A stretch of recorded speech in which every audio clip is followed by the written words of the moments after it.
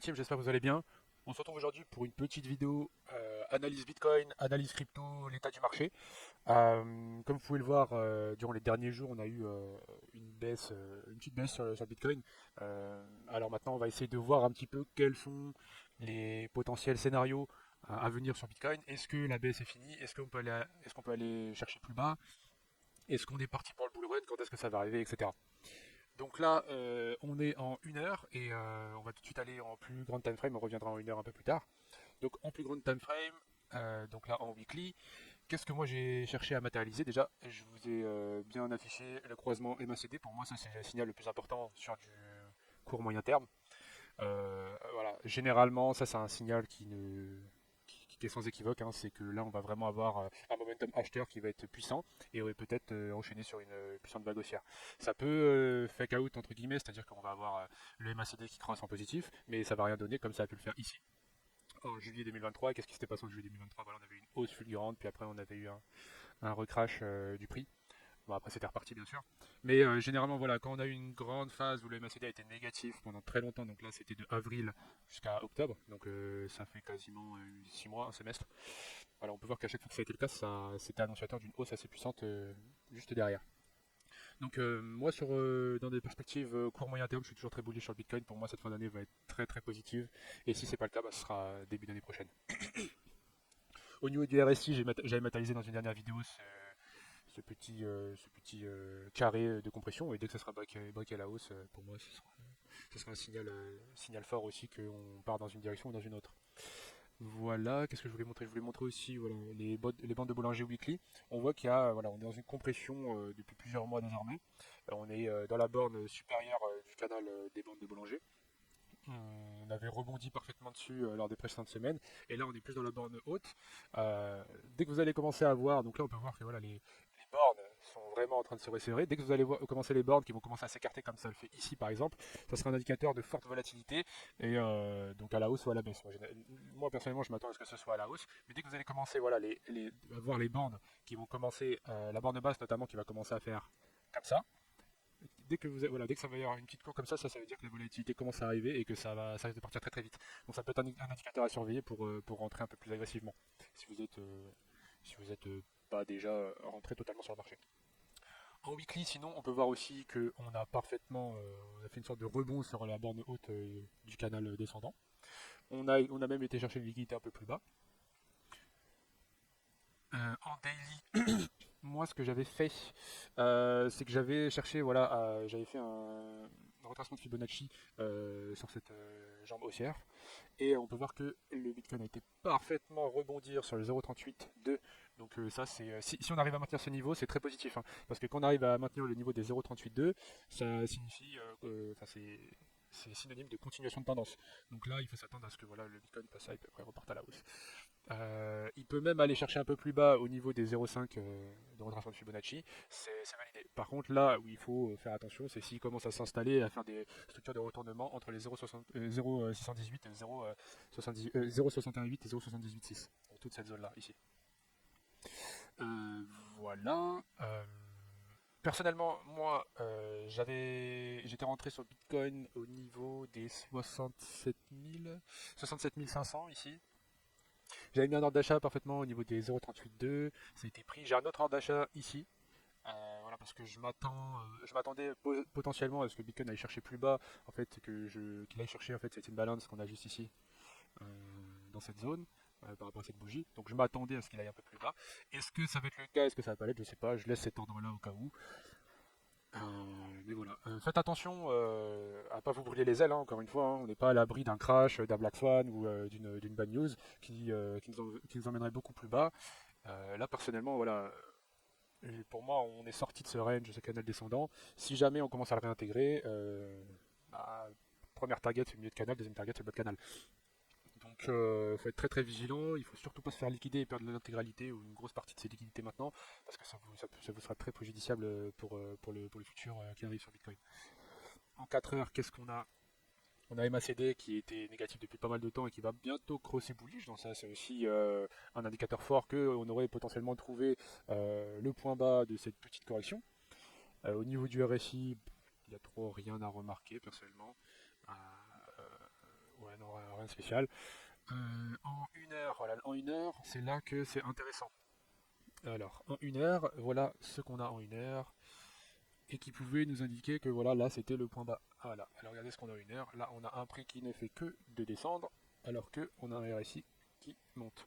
Donc ça, c'est une divergence haussière. Donc ça, c'était un signe avant-coureur que le Bitcoin, c'était le moment, c'était un point de retournement.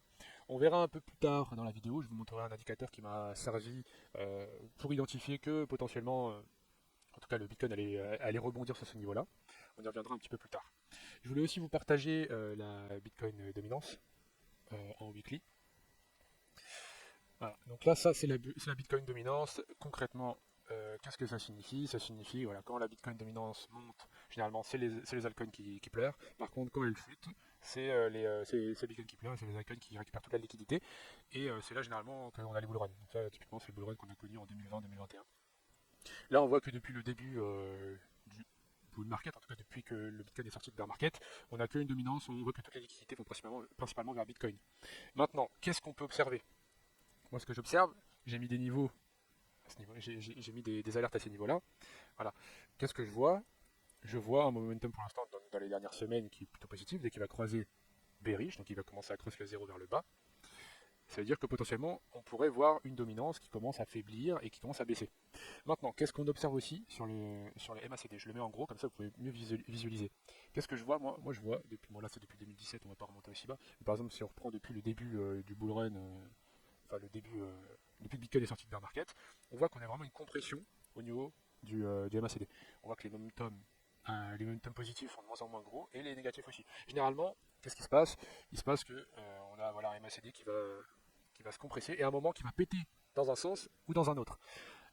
Personnellement, moi j'attends un pétage à la baisse. Donc pétage à la baisse signifie une baisse de la dominance du Bitcoin et donc bull run sur les alts. Donc c'est pour ça que j'ai mis des niveaux d'alerte, parce que voilà, on voit que c'est quand même assez précis, hein, quand on regarde la compression au niveau du MACD, le momentum acheteur, c'est assez précis, on voit la compression très claire. Sur le comment dire, euh, le momentum vendor, c'est un peu moins précis, mais ouais, on pourrait peut-être ouais, remarquer voilà, une petite compression comme ça. Et à chaque fois où il y a eu les grosses baisses, c'est le moment où en fait, il y a eu le bull run.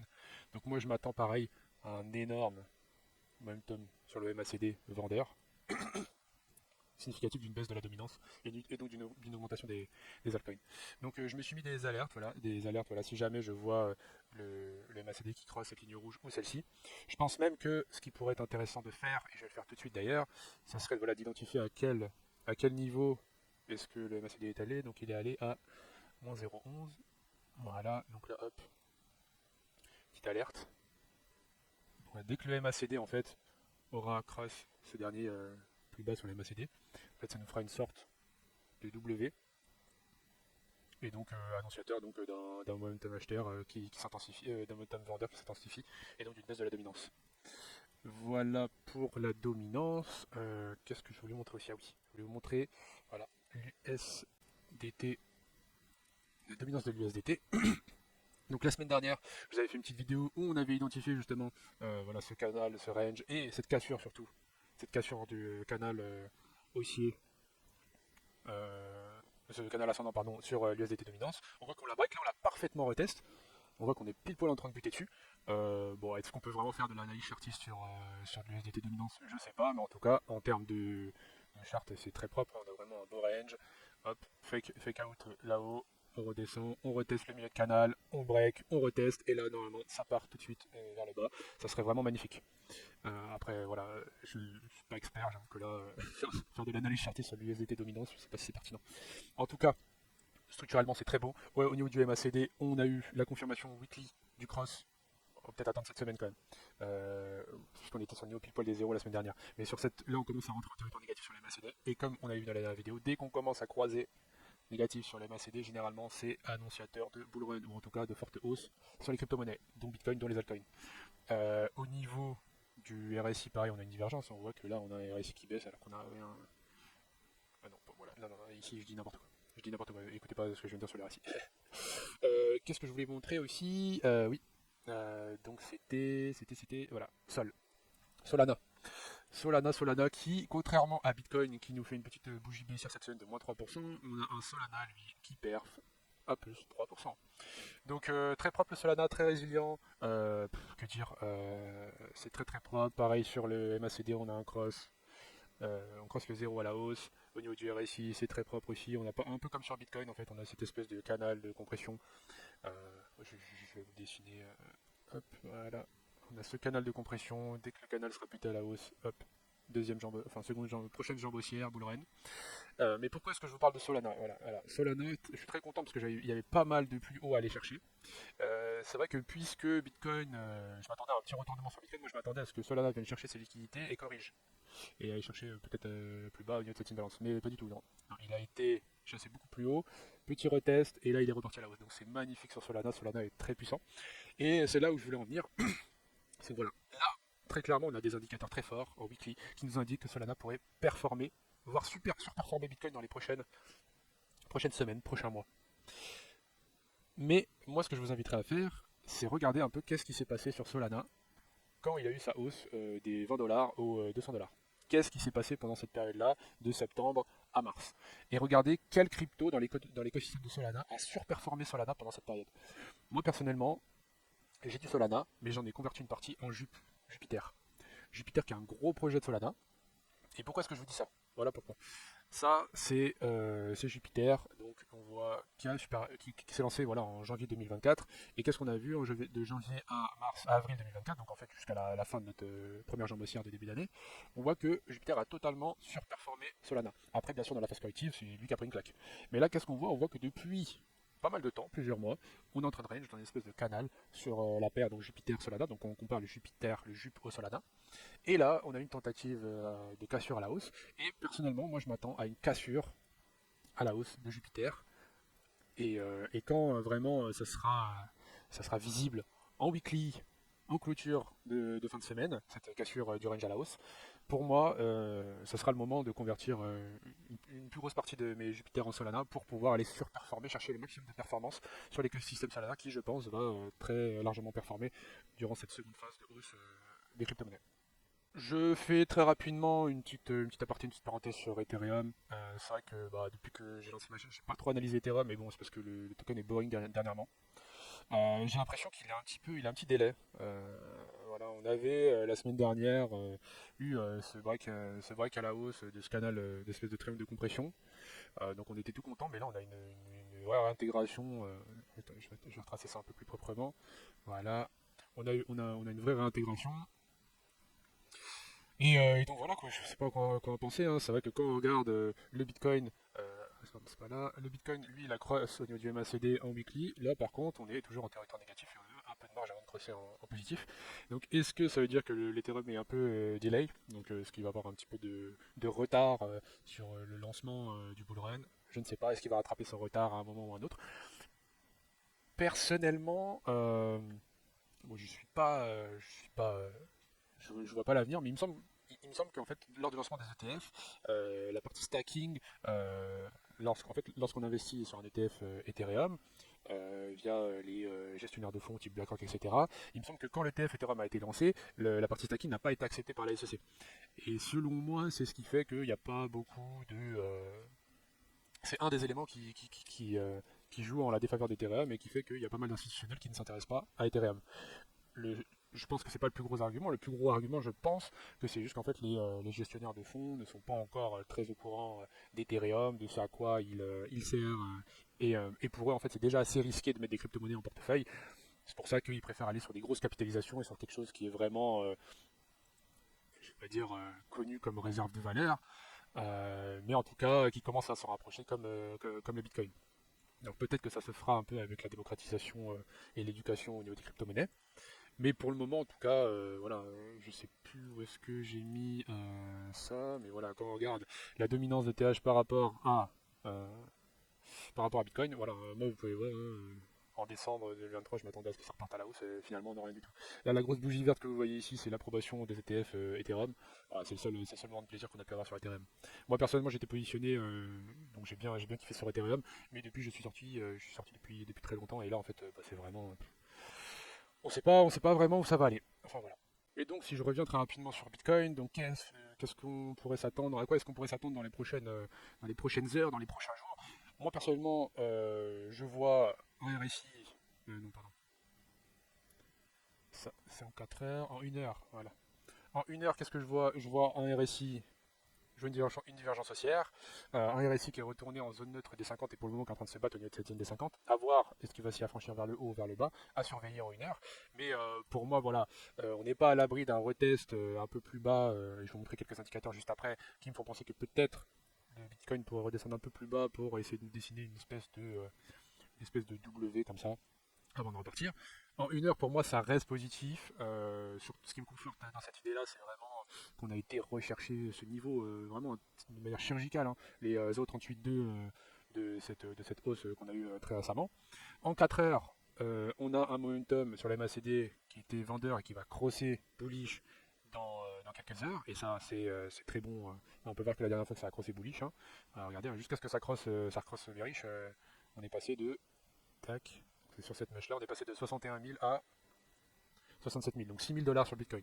Bon, c'est pas toujours le cas, hein, mais c'est un indicateur fort en tout cas, surtout en 4 heures. On peut voir aussi là au niveau du RSI que on est en train de potentiellement dessiner un W, hein, peut-être qu'on pourrait faire ça. C'est ce qui me fait dire qu'en fait on pourrait vraiment aller chercher un petit peu plus bas sur le Bitcoin, peut-être aller chercher encore une nouvelle fois sur notre canal, dessiner un W sur le RSI, un W comme cela, avant d'aller chercher un peu plus haut et de repartir à la hausse. Bien sûr, il ne faut pas exclure qu'on peut aller chercher beaucoup plus bas. C'est pour ça que je vous invite à rester prudent. Je le répète encore, mais je le répéterai jusqu'à ce qu'on soit parti to the moon sur Bitcoin. Faites attention à vos liquidités. C'est pas le moment de perdre des liquidités. Investissez, mais ne risquez pas trop gros. En tout cas, ne risquez pas de vous faire liquider parce que je vous dis, vous allez le regretter dans quelques semaines, quelques mois. Voilà, c'était tout pour l'analyse crypto et surtout Bitcoin. Maintenant, je vous fais un petit point d'analyse d'autres indicateurs, les classiques, hein, l'open interest et les funding. On voit donc là, on est en 4 heures que l'open interest continue. Voilà, il y avait vraiment ce canal dans lequel le Bitcoin continue de transiger depuis mars 2024. Là, on peut voir qu'on a commencé à aller un petit peu au-dessus de ce canal. Pour le moment, on y est encore un peu. À voir est-ce que l'open interest va aller un peu plus haut, est-ce qu'il va aller un peu plus bas.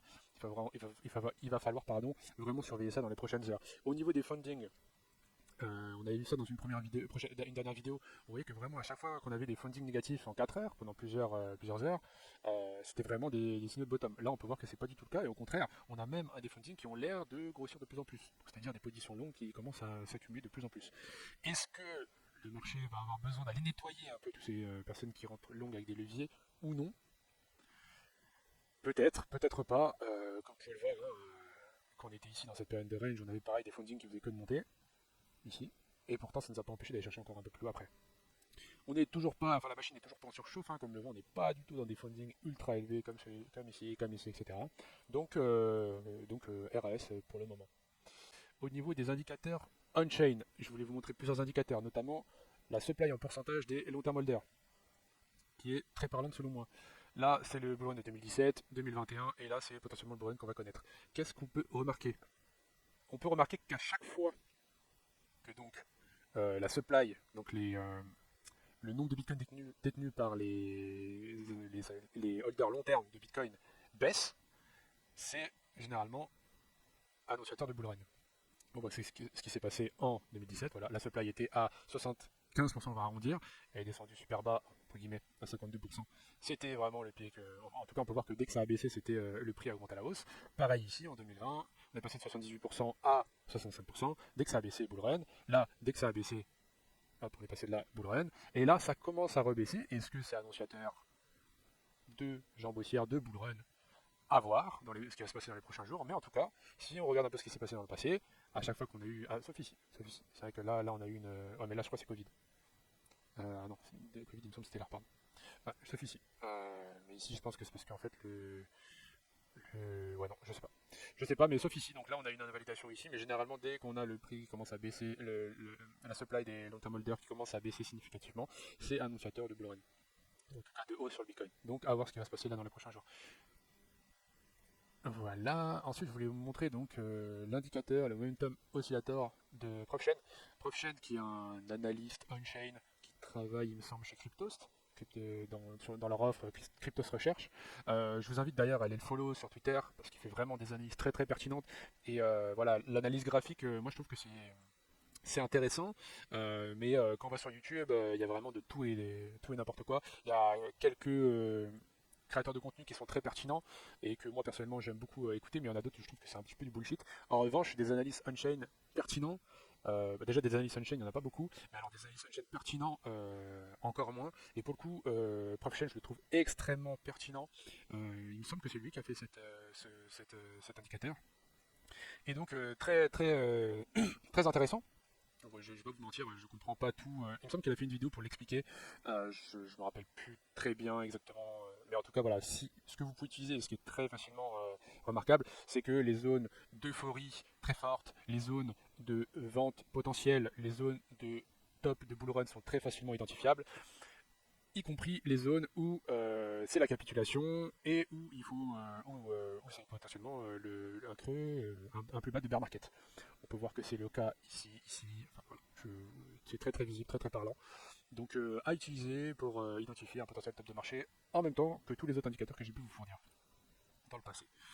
Ensuite, on a donc les pertes et profits non réalisés des short-term holders. Donc pareil, indicateur très puissant.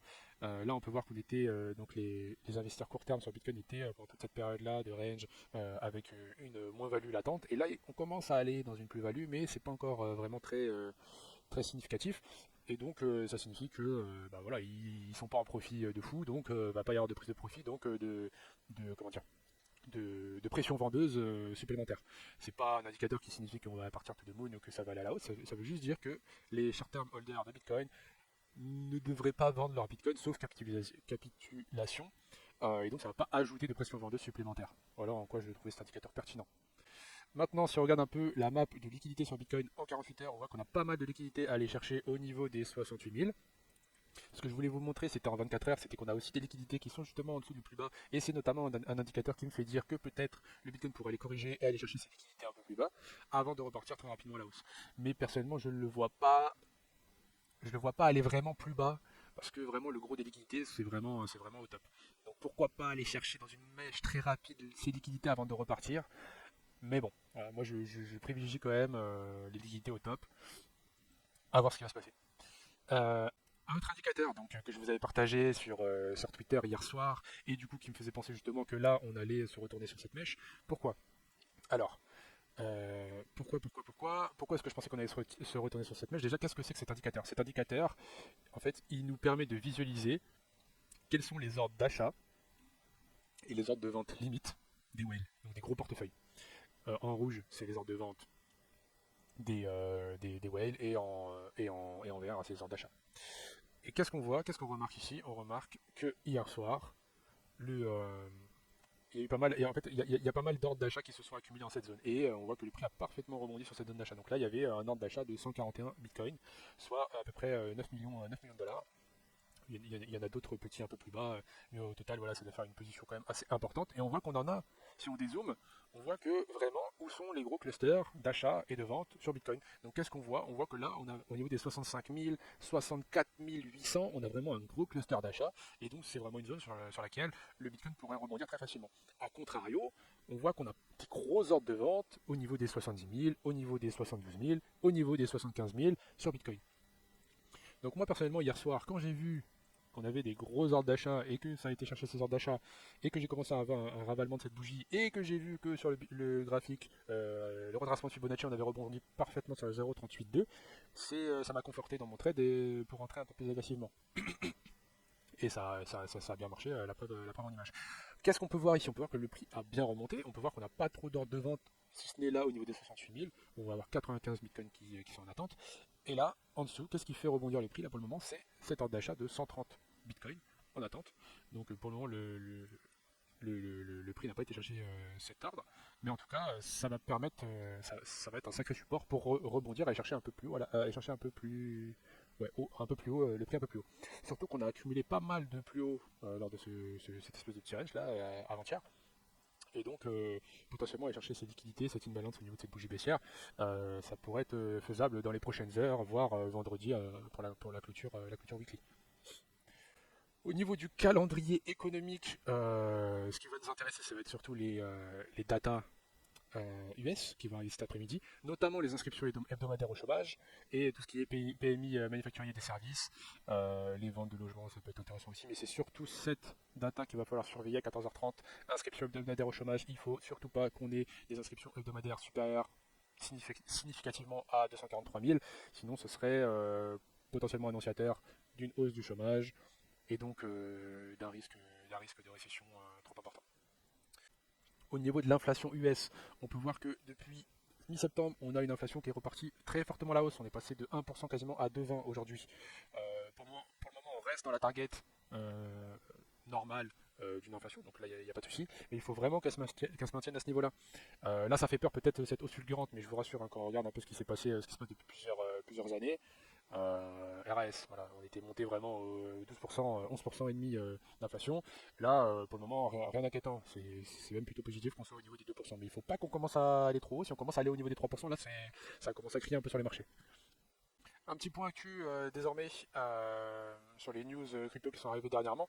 On peut voir que, tout d'abord, ce que je voulais vous partager, donc voilà, c'est que le TF BlackRock continue d'avoir des entrées vraiment stratosphériques depuis plus d'une semaine maintenant. Voilà, tous les jours, on a des plus 300 millions, 400 millions, 500 millions. Je crois que la semaine dernière, on avait eu vraiment 1 milliard, plus d'1 milliard qui était rentré sur les ETF. Là, on peut voir que rien que sur l'ETF BlackRock d'hier, on a eu plus de 320 millions. Donc, signe que les institutionnels continuent de se positionner sur le Bitcoin, que ça attire du monde. Et je crois même que l'ETF Bitcoin est l'un des ETF les plus performants de l'année. Et en tout cas, celui qui a eu la hausse la plus rapide de tous les temps. On continue avec un article de Cointelegraph donc qui titre Les universitaires crypto critiquent le document controversé de la BCE critiquant le Bitcoin. Oui, en fait, voilà, donc la BCE qui continue en fait d'interférer là où elle ne devrait pas, donc ils continuent à produire des documents sur le Bitcoin pour nous dire que c'est de la merde, que c'est dangereux, que c'est un Ponzi, que c'est manipulé par les gens qui sont arrivés au tout début, etc., etc. Voilà. Pour rappel, la dernière fois que la BCE a produit ce genre de documents sur le Bitcoin en disant qu'il ira à 0, c'est de la merde, c'était ici. Voilà, c'était là. C'était quand on était à 16 000 $. Voilà. Ce qui s'est passé depuis. Est-ce que ça va faire la même chose? J'en sais rien du tout. Mais en tout cas, vous savez ce qu'on en pense. Hein, quand c'est on s'en bat les couilles de toute façon quand c'est la BCE. Ils nous donnent leurs indicateurs, leur réunion de baisse des taux, on s'en fout. Quand c'est pour nous parler, voilà. Le seul truc qui nous intéresse, c'est quand ils nous disent voilà, les gars, on va imprimer de l'argent parce que c'est la merde. Voilà. Parce que ça nous intéresse, c'est ça qui nous intéresse. Voilà. Ensuite, prochain article. Donc c'est un article de Cryptost. Donc selon le cadre de Bitwise, le Bitcoin pourrait atteindre 92 000 $ en cas de victoire de Donald Trump. J'ai pas lu l'article, mais je trouvais juste ça intéressant. C'est vrai que je pense que si Trump est élu président des États-Unis, étant donné ses dernières annonces, son appétence pour le risque et pour les crypto-monnaies, je pense que même si ça n'aura pas un impact concret sur le Bitcoin, il risque d'y avoir pas mal de FOMO et donc il risque d'avoir pas mal, en fait, un lancement de bull run sur les cryptos. De plus, je pense que beaucoup d'Américains sont un petit peu dans cette incertitude, et pas que les Américains, les entreprises américaines aussi, dans une espèce d'incertitude au niveau des élections. C'est-à-dire que, bon là, on voit que l'écart au niveau des sondages est en train de se creuser un petit peu en faveur de Donald Trump, mais est-ce qu'on peut faire confiance aux sondages? Je vous laisse, je vous laisse, je vous laisse voir ça de votre côté. Euh, mais, euh, mais du coup, oui, on a Trump, on est quand même dans une incertitude assez importante aux États-Unis. Et moi, je pense qu'il y a beaucoup de personnes et beaucoup d'entreprises qui attendent le résultat des élections avant de se positionner sur les marchés. Et je pense que si Donald Trump est élu, effectivement, on va avoir une rentrée massive d'argent sur les cryptos, peut-être des nouveaux entrants. Et même si je ne m'attends pas à des miracles au niveau de la législation américaine, rien que les déclarations de Donald Trump, en fait, ça va faire la publicité aux cryptos et potentiellement des nouveaux entrants et un lancement de bull run. Dernier article de Khan Academy, l'Assemblée nationale vote pour le maintien de la flat tax à 37,2% pour les hauts revenus. Donc dans ma dernière vidéo, on avait traité du sujet, donc les députés qui voulaient mettre une flat tax, passer la flat tax de 30 à 33% pour tout le monde et la passer à 37,2% pour toutes les personnes ayant un revenu supérieur à 250 000 euros. Écoutez, il me semble que l'augmentation de la flat tax à 33% pour tout le monde n'est pas passée, mais par contre là on voit que c'est maintenu pour la flat tax à 37,2% pour les hauts revenus. Voilà, je ne sais pas quoi vous dire. Hein. On a des personnes, on a des investisseurs, des gens qui prennent en fait d'énormes risques en investissant pardon, leur liquidité sur les marchés. ils risquent de tout perdre.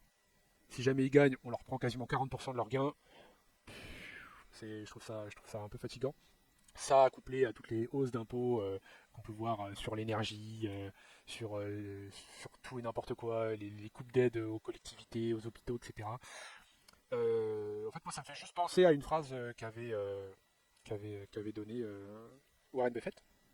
En fait, je ne sais plus dans quelle interview il avait lancé ça, mais en tout cas, il est arrivé, il avait dit voilà, moi j'ai une solution pour régler tous les problèmes de déficit. Parce que là, on peut voir que là, en France, là, on est quasiment à 6,5% de déficit par rapport au PIB. Et je crois que pour 2025, c'est 7%. Donc, la limite fixée par l'Union Européenne, c'était moins 3%. Nous, on est à moins 6,5 et moins 7 bientôt.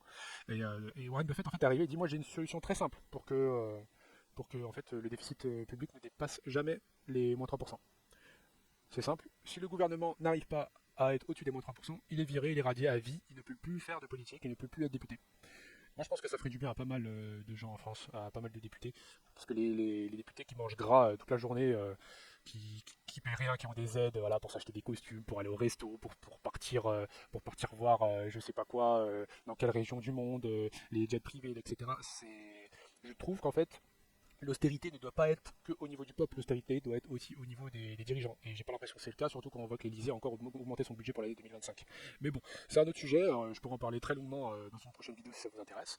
Mais voilà, en tout cas, force à ceux qui ont des revenus annuels supérieurs à 250 000 euros, parce que la taxe va passer à 37,2, et il me semble que c'est rétroactif sur 2024. Donc super.